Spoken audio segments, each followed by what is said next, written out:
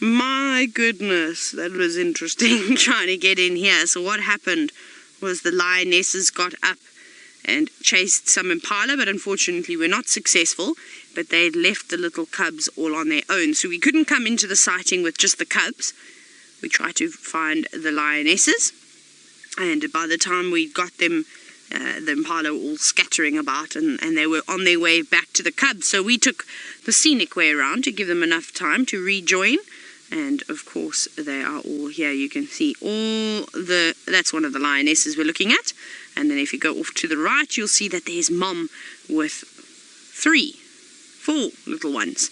The grass is so long that it is almost impossible to see them hiding away over there. But they are indeed here, as you can see.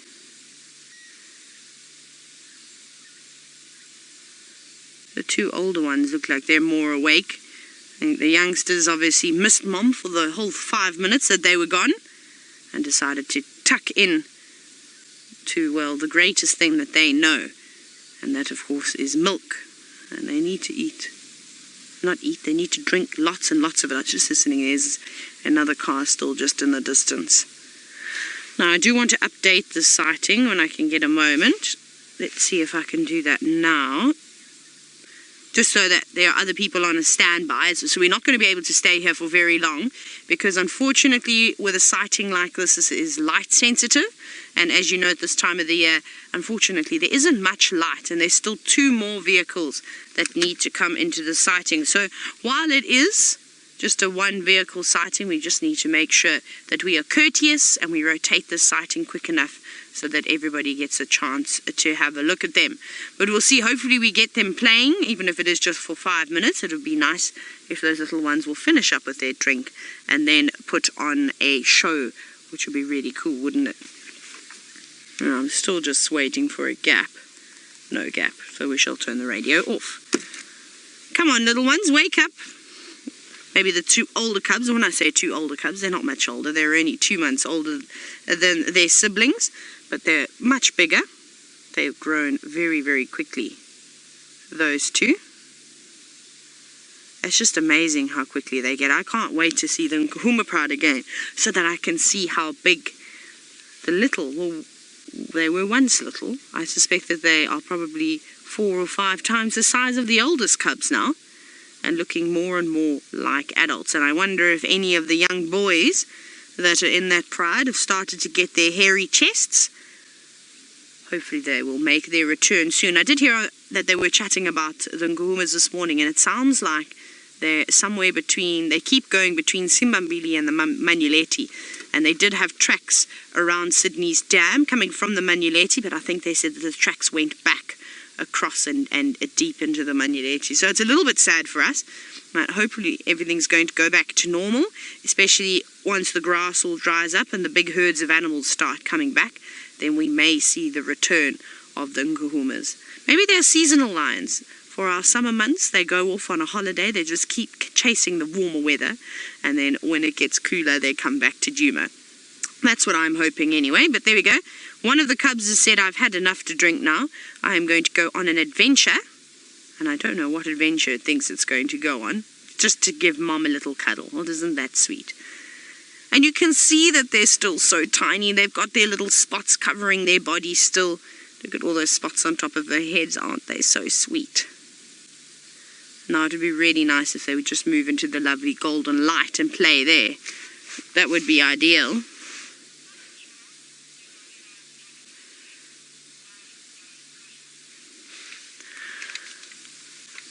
Alice, please, may I have that name again?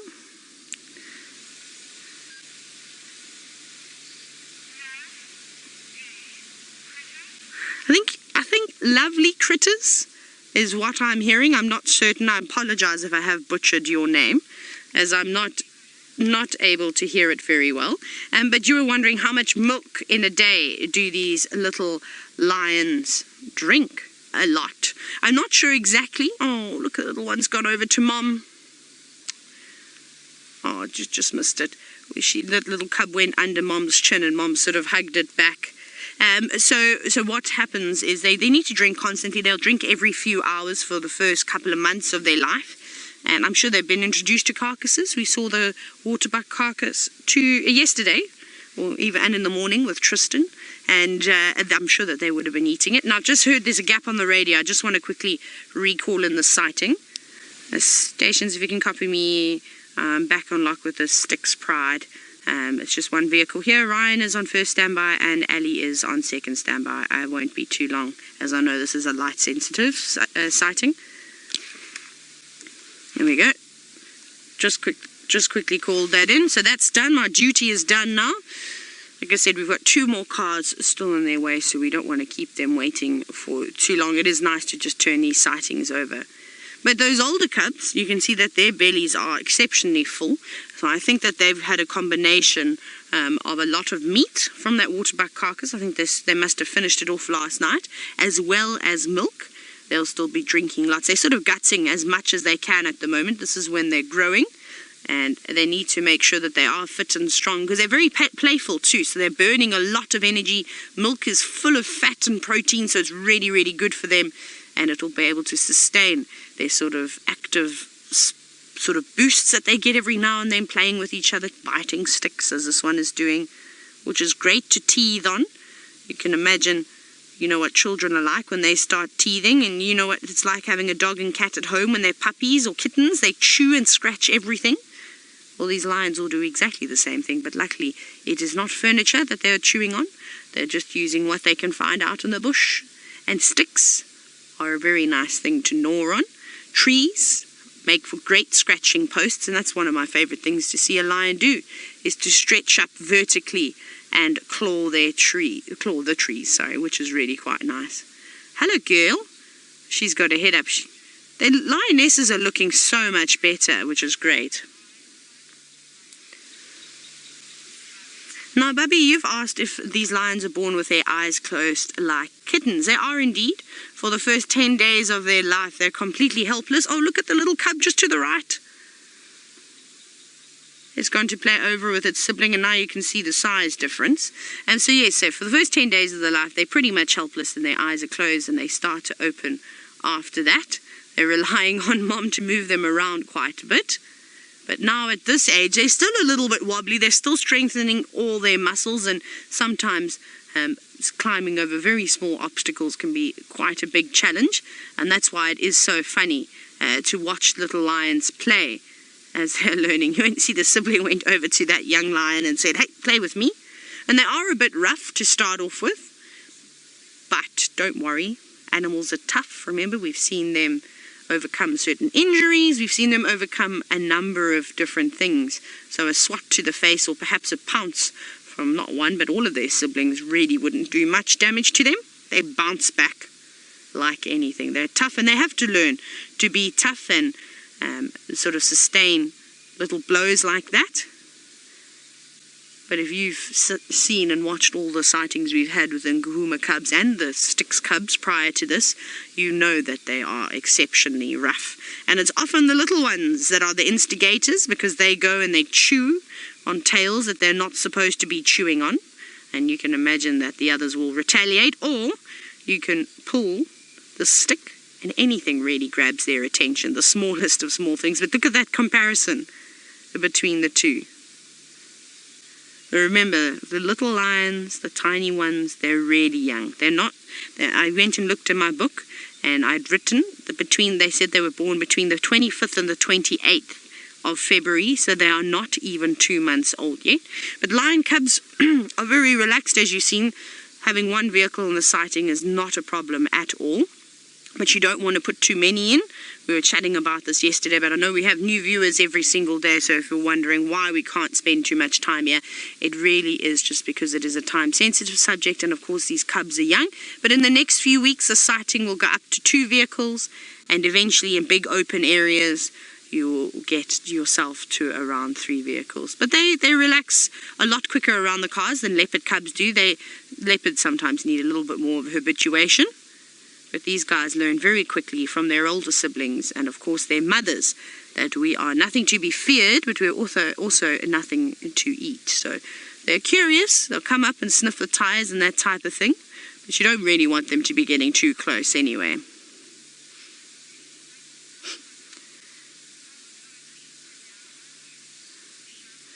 Now, Shamsin, a very interesting question. You've said this afternoon, could the Nkuhuma cubs and the Styx cubs form a coalition?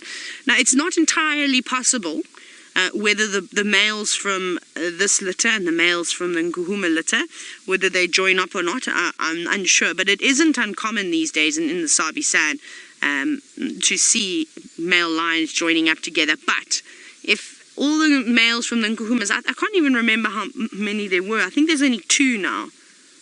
But I stand corrected. I feel as though I haven't seen them for months and I've completely forgotten how many, which sexes passed on. But maybe you can help me if you do remember what the sexes of the cubs are now with Nkuhumas. You can hashtag Safari Live just to refresh my brain. I think though they would have had more. There's going to be more than one of them. So the chances are unlikely, but if it was, say, just one male from the Styx and one male from the Nkuhuma Pride, and perhaps they stumbled across each other, they might. We can't say no. We saw it with a lion named Solo, or the Kruger male, and then there was another lion by the name of Freddy, I think they called him, and those 2 joined up later on in life and decided to form a coalition together, which was unusual, but a very clever strategy, of course. 2 lions is better than 1. So you never know. Where it might not be soon, it could be later on. But again, if there's more than one of them in a pride already and they leave together, the chances become less and less. But if they go on as a single male, then there definitely is a possibility. I think these animals surprise us all the time. Just when we think we know exactly what they're going to do, they throw a spanner into the works. But today seems to be a quiet, casual... Is it Monday today? It is Monday, isn't it? Yes. And a day to be chewing on sticks. That's really cool. And they are so little.